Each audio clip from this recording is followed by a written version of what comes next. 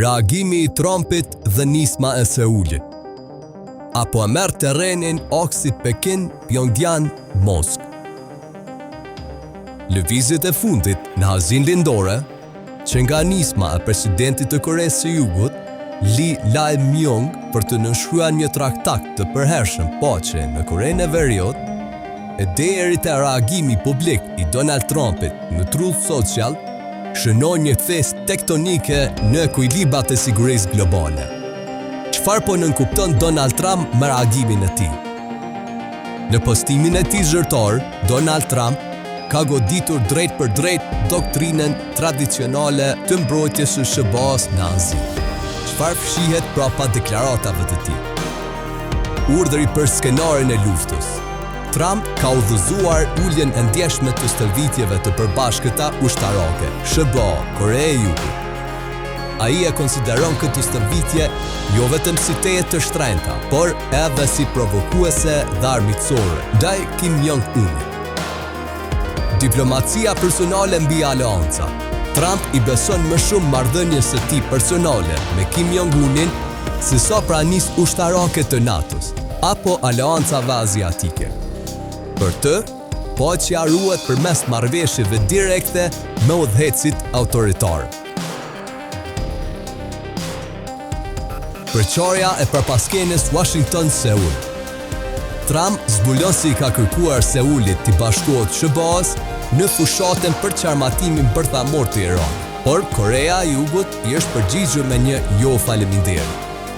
Kjo dëshmon se Seuli refuzon të tërhiqet nga konfliktet e SBA-s në lindjen e mesme, ndërsa Trump refuzon të financojë mbrojtjen ushtarake të Seulit pa kompenzim masiv.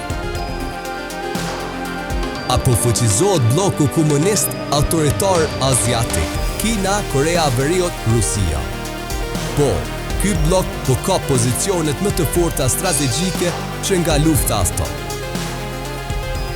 Korea e Veriut nuk është më e izoluar. Ndryshe nga dekadat e kaluara, Kim Jong-un ka krijuar një aleancë triangulare me Rusinë dhe Kinën. Veriu dërgoi mbi 50.000 ushtar e raketa balistike në Rusi për frontin e Ukrainës dhe në shkëmbim po merr teknologji bërthamore, raketa nga Moska dhe mbështetje ekonomike nga Pekin. Vakumi i ushtrisë amerikane. Sa herë që SBA sinjalizon tërheqje apo reduktim të stërvitjeve ushtarake në patësor, Kina dhe Korea e Veriut e mbushin menjëherë atë me vakum. Pekini fiton kontroll mbi rrugët detare, ndërsa Pyongyangu siguron njohjen de facto si fuqi bërthamore.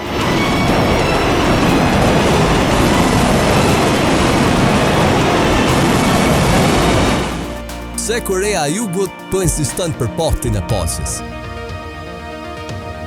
Presidenti jugokorean Lee Jae-myung po zbaton një politikë të realizimit të ashpër, frika nga braktisja amerikane. Me Trumpin në shtëpinë e bardhë që kërcënon reduktimin e trupave apo stërvitjeve, Seuli e kupton se nuk mund t'i besoj më sy mbyllur umbrellës bërthamore të Washington. Shmangja e shkatrimit.